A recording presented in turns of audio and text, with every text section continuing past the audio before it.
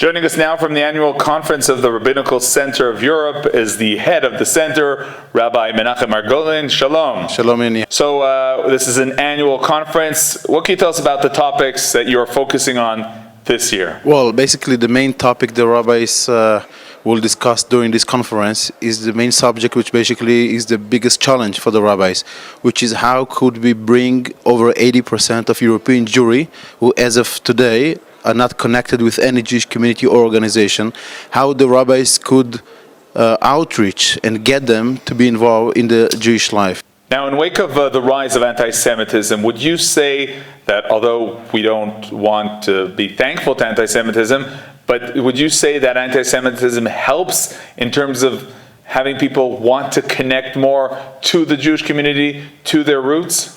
Well, I won't say so, because basically there's no questions that since the rise of anti-Semitism and populist parties in Europe, there are less and less Jews who are happy or proud to walk around with Jewish symbols or feel secure to go to synagogue or Jewish institutions. So there's no question that the situation or the level of anti-Semitism in Europe doesn't really help the rabbis with this very important job.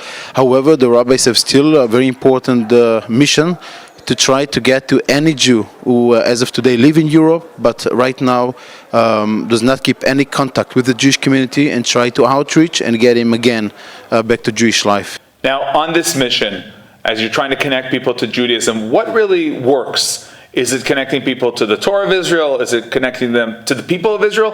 Maybe even connecting them to Israel, to the state of Israel, the land of Israel?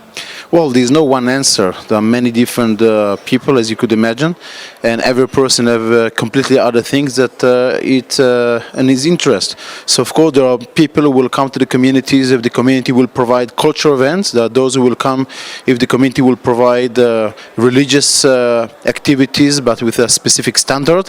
There's those who will come because they feel anti-Semitism in public schools. So, for these reasons, they would prefer to send their children to Jewish schools if there's more security there. There are many kinds of Jews, but I would say that there's no question that the fact that Jewish people in Europe are facing right now a dramatic increase with the level of anti-Semitism in Europe, it also makes the rabbi to reduce the time that they used to invest for education and religious services, and we could see rabbis who are busy more and more with security issues, with defending the kindergarten and schools.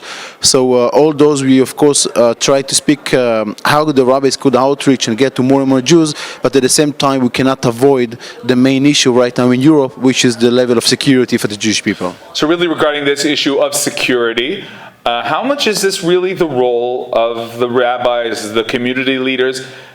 After all, this is an issue of security. There are the authorities. What can you tell us about really your mission in terms of securing our fellow Jews around Europe? This is very, very difficult questions. The question is very difficult because the situation is getting worse. And what I mean is that till now, as Jewish communities, as rabbis, when we spoke to governments in Europe, we felt that we could trust the governments, and we could feel that governments are committed to fight against anti-Semitism and increase the security around Jewish institutions. But what we see lately is, as you know, is a rise of populist extremist parties in Europe, which our main concern is that those parties that as of today are not yet majority, but they're getting popularity.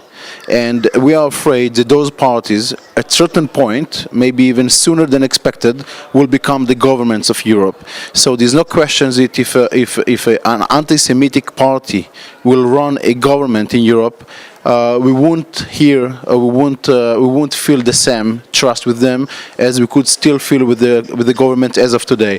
So what we have to do is not only to think about our current situation, but how could we wake up, I would say, the leaders of Europe, to make sure not only to take care of the situation as of today, but also to make sure that the future will be also secured time for the Jewish people. Now, really regarding the political situation, how serious is the threat of a more radical right that will actually get to leading positions? How significant is the danger of the rise of anti-Semitic organizations and political parties to leadership in Europe?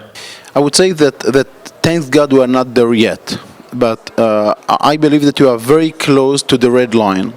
And the red line for the Jewish people in Europe will be when an anti-Semitic government will be in a position that they have the government in their hands. And I would say that a country that will be in that stage, that an anti-Semitic party will be in the government and they will have a power in the government, I would say that that will be very, very critical time for the Jewish community to consider seriously escape this country. Rabbi Mark Golan, thank you very much for joining us and good luck. Thank you very much for your interest. All the best to you.